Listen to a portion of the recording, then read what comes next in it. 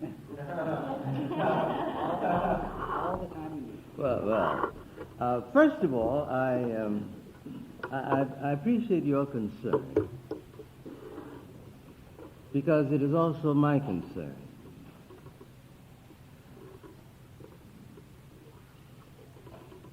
I have 2 or 3 things to say about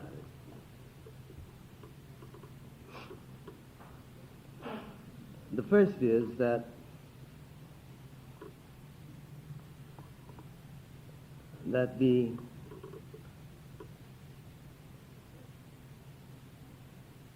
I have long since abandoned any hope that from the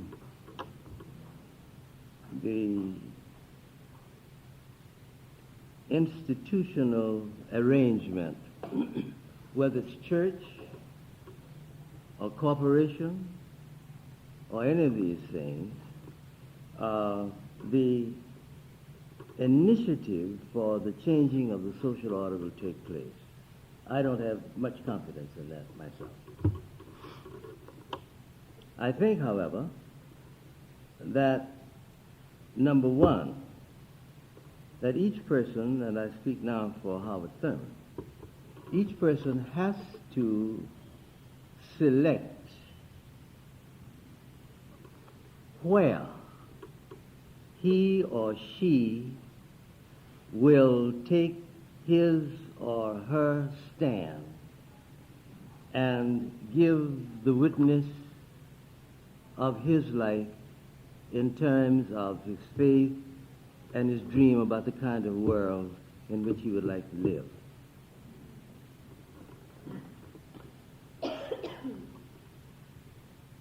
It has meant for me a very difficult and strenuous kind of discipline and exercise, because there's nothing in my history that gives me a great deal of confidence in the fact that those who control the vast impersonal operations of the social order can take into account my needs as a person who was born and lived primarily as an outsider in American society. So, one of the first issues that I had to face, and I'm choosing to give my personal testimony to your comments. When I was an undergraduate in Atlanta, Georgia, and I was looking around desperately for something that would enable me to immunize my inside against what to me were the difficult and painful aspects of my own environment. I heard about the Fellowship of Reconciliation. I'd never heard of it before, but a man came to our college and made a chapel talk about it. I'd never thought much about peace and war and all the rest of it. But I joined the FOR my sophomore year in college because I found in it something that would enable me to survive in Atlanta, Georgia.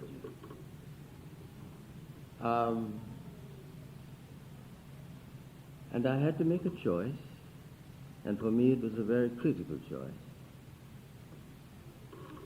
Where should I make the weight of my thumb felt most effectively in terms of the kind of world in which the sort of things of which you speak and of which we all speak would be possible. And I deliberately chose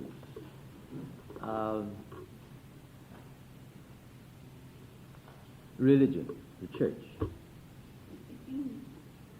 And when I did, I found that I had to make still another deeper choice, and I'll get to the far-reaching aspect of what you say in a minute.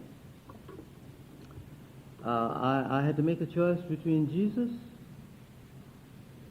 and Christianity.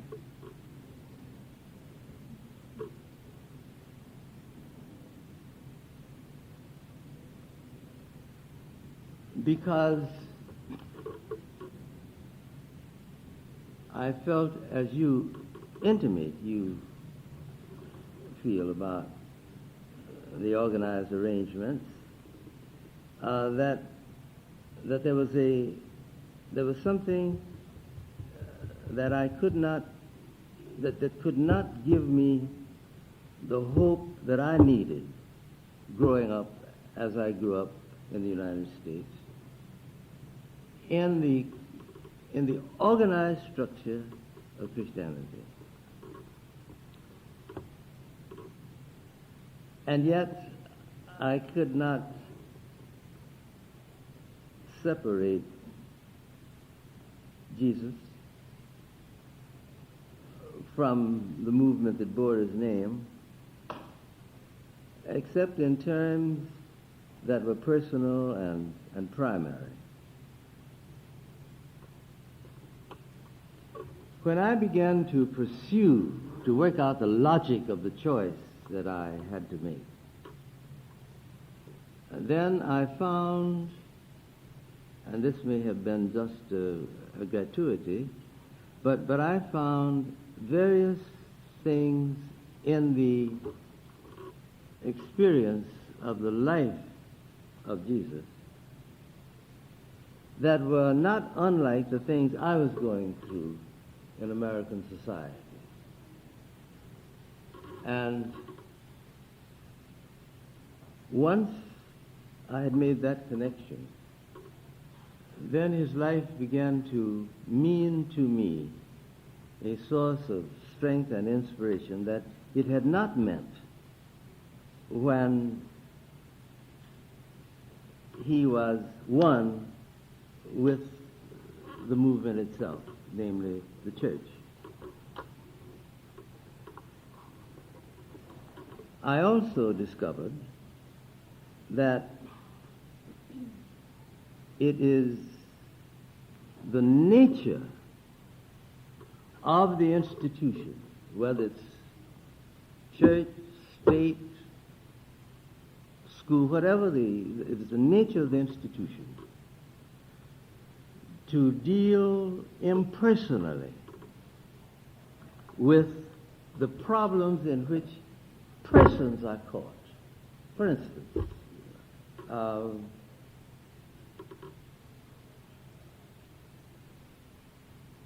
for 2 years in high school, and I'm not trying to be melodramatic here, but the only life I know is mine. I have to guess it about yours. But for 2 years in high school, I dressed out of what was called the missionary barrel. Have you ever heard of that? And it came, these barrels came from Maine and Massachusetts and Connecticut primarily. I don't think there were any from New Hampshire. And I needed the clothes,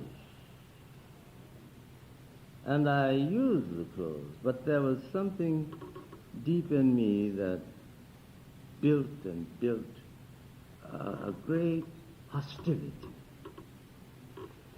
And something was born in me, and it has bearing on everything that I think and feel, that in administering to human need, whether it's in terms that you describe or any, what is always apt to be missing is that it is a man who is hungry. It is a person who's hungry. It is a child that is naked, and we don't know, even with all of the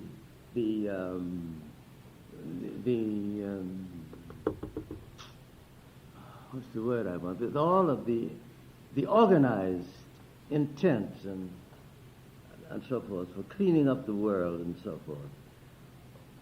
The one thing that I feel is apt to be missing, and which I felt in my life and in my work, I would be called upon to supply, not for everybody, but just for me.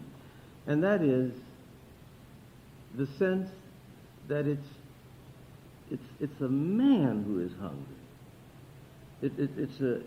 It's a person, and how to meet the creature needs so as not to undermine the integrity of the person who is being helped is, to me, the burden of the whole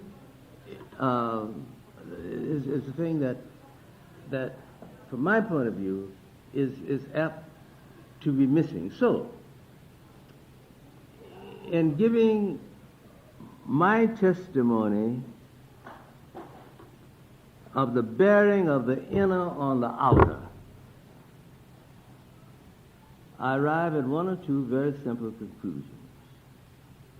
And that is, it is a matter of the profoundest kind of spiritual sensitivity to be able to help, to rescue a human being in a manner that will enable that human being to forgive you for being able to help him. Because there's something, I'm saying too much about this, but I think it's very important. So that I'm always glad for the way in which organizations, structures, hierarchies, combines devote their energies to the salvaging of the common life to make life easier and simpler and more beautiful for the destitute and the so-called underprivileged. And I applaud that, and I think that is a way. It's very important, and I do not wish to exclude it. But for me,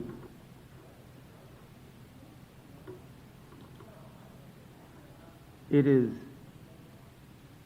a spiritual quality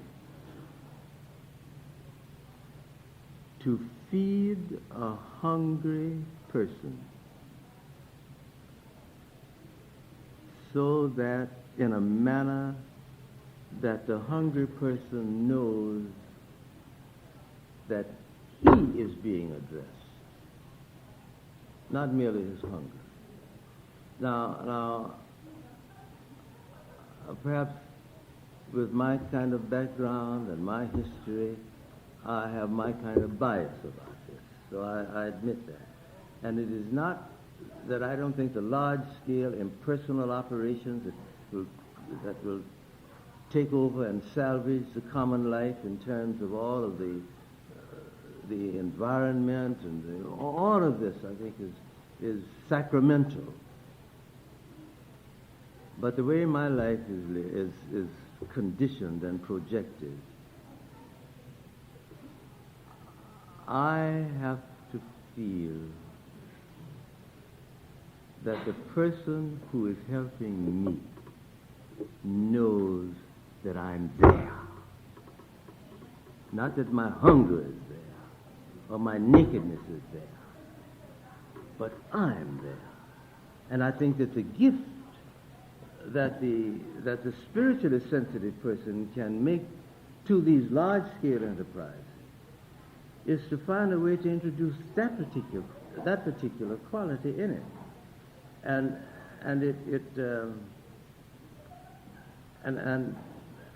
therefore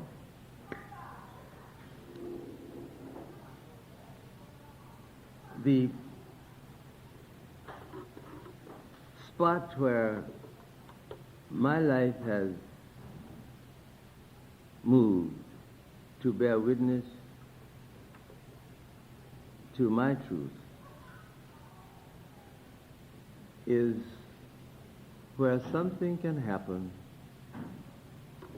to make the person who is victimized feel that he is being cared for, not merely helped and salvaged.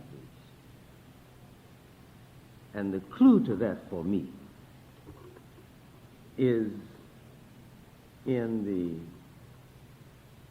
the creative synthesis that takes place as the outer and the inner come together and become the incentive for action and for dedication.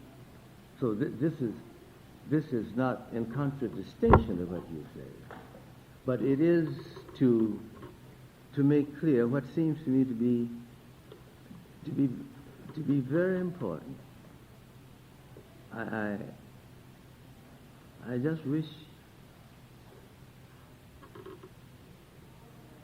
I knew really deep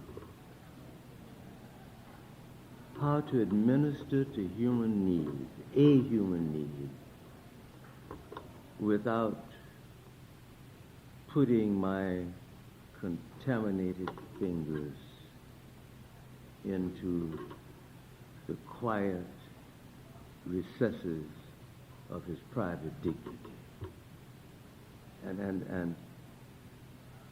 And I think if we can find a way to do that with these large-scale operations, then the outer and the inner will become one thing. Well, I've talked too long about it, but I wanted to respond to this. I think this is the time, the high moment for us to conclude our meeting.